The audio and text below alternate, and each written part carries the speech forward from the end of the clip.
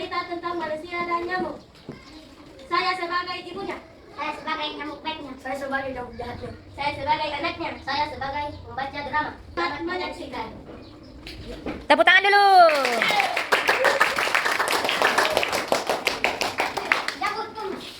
Hiduplah anak dan ibunya. Anaknya yang bernama Ila. Dia tinggal di desa Kalakara dan ibunya bernama Ibu Nadia. Ila adalah anak yang pemalas. Dia tidak pernah membersihkan kamarnya. Kata ibu. Apakah kamu sudah membersihkan kamarmu? Kata Ila. Aduh, Mat, aku sangat malas. Biarkan kamarku seperti itu. Kata ibu. Kamu mau sakit? Kata Ila. Biarkan aja. Kata ibu. Ya sudah, ibu kan sudah menyuruhmu untuk membersihkan kamarmu. Ila pun tidur siang di kamarnya. Lalu datanglah segerombongan nyamuk jahat. Ayo kita segera kamarnya Ila, tapi dia berhenti oleh nyamuk baik. Kata Abi. Ayo kita segera masuk dan menggigit anak itu. Kata Abi. Kita tidak boleh melukai anak itu. Lalu pertempuran pun terjadi. Setelah itu ibu masuk ke kamar Ila dan menyalakan obat nyamuk. Mati. Aku mau menggigit anak itu. Tidak bisa, nanti ku pegang ketimu. Jangan. Lewat jendela. Setelah bangun, Ila mendapatkan dirinya penuh dengan benjolan-benjolan kecil. Kata Ila. Kenapa diriku seperti ini? Banyak benjolan. Kata ibu. Ibu kan sudah menyuruh untuk membersihkan kamarmu. Kata Ila. Ibu, aku menyesali perbuatanku. Aku tidak akan Kata ibu. Ya udah, kamu jangan mengulangi lagi ya. Membersihkan kamarnya. Dia tidak pernah membersihkan kamarnya.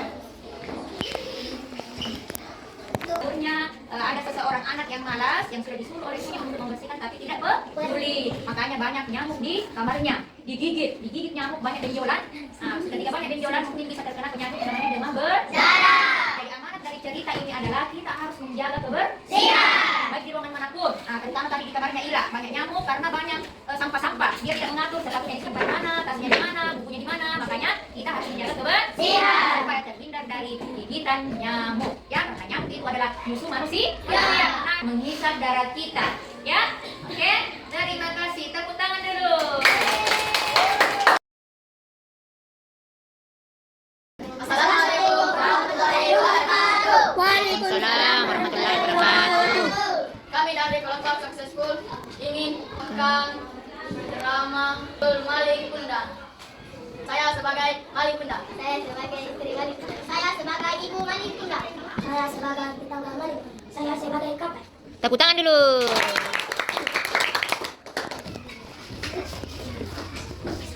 Pada dahulu kala, hiduplah seorang janda miskin bersama anak tunggalnya bernama Maling Tunggal. Sehari-hari janda itu bekerja sebagai nelayan, namun penghasilannya tidak bisa mencukupi kebutuhan sehari-hari, sehingga mereka hidup kekurangan. Suatu Maling derajat dewasa, dia memutuskan untuk merantau ke kota untuk mengadakan hasil di sana.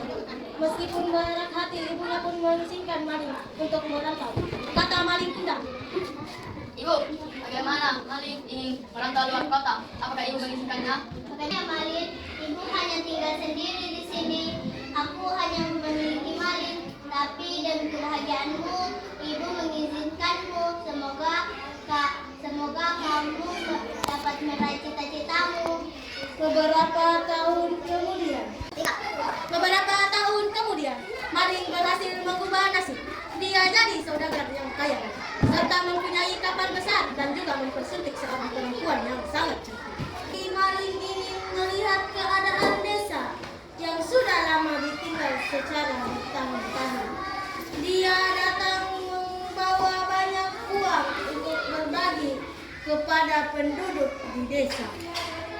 Penduduk di sana sangat senang di antara mereka. Ada yang mengenali Maling, yakni tetangganya sendiri. Apa itu Maling?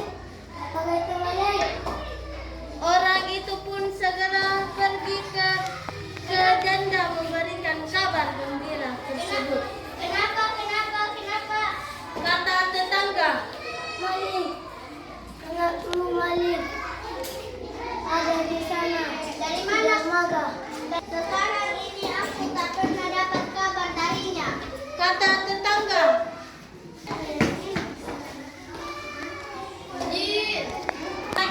Mata maling berkaca-kaca sehingga sangat merindukan anaknya. Terasa beberapa tahun ini, makanya ia pun segera berlari menuju dermaga. Benar, di sana terlihat maling dengan istrinya yang sangat rupawan. Kata ibu, Maling anakku, kenapa kau pergi begitu lama tanpa mengirim kabar? maling sangat merasa malu mengenai ibunya yang berpakaian lusuh tersebut dan istri maling berkata, "Istri maling," Apa benar ini ibumu? kata maling. Dia bukan ibuku. Dan maling langsung mendorong. Dengan hal itu ibu maling sakit hati akan perbuatan maling. Dan maling pun pergi dari situ. Ibu maling berdoa kepada Tuhan. Kata ibu, Ya Tuhan, aku yakin dia anakku. Kalau anakku, anak kandungku yang aku besarkan dengan penuh cinta kasih. tidak lama kemudian langit gelap, ombak besar menghadang kapal maling hingga hancur dan maling terdampak di pulau terkecil. Kata maling, Apakah ini hukuman untukku? Ibu, maafkan maling ibu. Akanmu, aku butuh kau menjadi batu.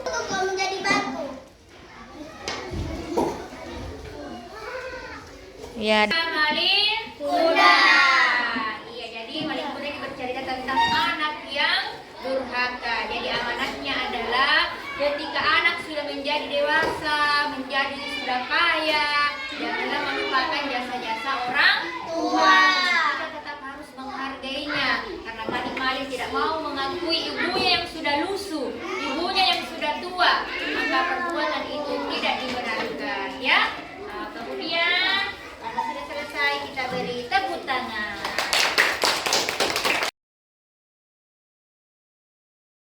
Assalamualaikum warahmatullahi wabarakatuh. Waalaikumsalam warahmatullahi wabarakatuh.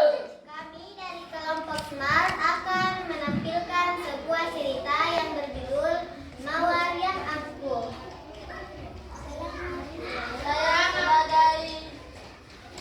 Saya sebagai bunga mawar. Saya sebagai Kaktus. Saya sebagai pencerita drama. Selamat menyaksikan.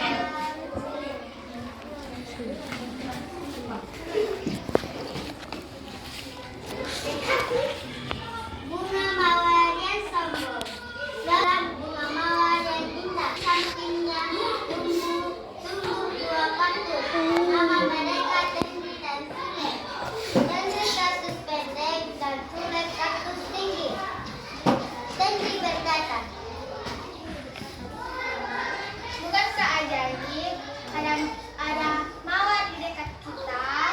Sule pun berkata, Iya, benar sekali ibuku. Kenapa kita tidak menamai ajaib?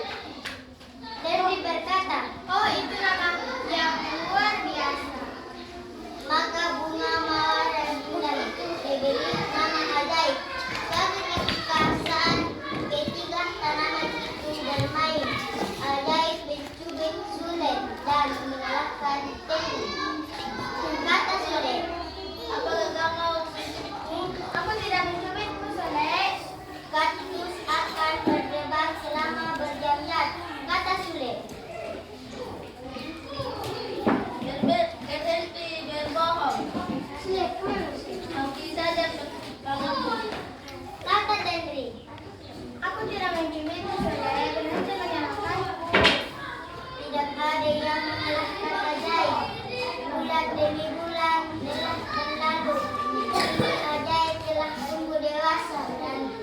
semakin aku menyiapkan jalan bermain dengan kedua kaktus itu. Kata ajaib. Ih, jangan menyentuhku kaktus jelek. Kata Sule. Kenapa kamu jadi bunga yang sombong? Ingatlah kesalahanmu. Kata Tenri. Ya, itu banyak sekali. Kita akan memberi air lagi kepadamu. Kata ajaib. Ya, itu urusanku sendiri. Kaktus itu pun berhenti memberikan air kepada ajaib. Ajaib pun semakin lemah dan hampir mati. Kata ajaib. Tolong aku, maafkanlah aku dan berikan air. Lalu kedua kaktus itu. Itulah tadi cerita dari kelompok Semar yang berjudul Bunga Mawar yang Sombong. Jadi tadi ceritanya ada bunga mawar yang tumbuh di padang pasir. Dia bisa tumbuh dari kecil menjadi bunga mawar yang cantik karena atas bantuan si kaktus Tenri dan si kaktus Sule. Tapi karena tambah cantik, makin hari makin cantik, ya, maka bunga mawar ini tambah sombong. Dia tidak mengetahui bahwa dirinya bisa tumbuh cantik gara-gara bantuan kaktus Tenri dan kaktus Sule. Makanya amanatnya adalah jangan melupakan kebaikan orang lain. Dia yang sudah dibantu, tapi dia tidak mengingat bantuannya orang lain. Ya, dia tidak menghargai bantuan orang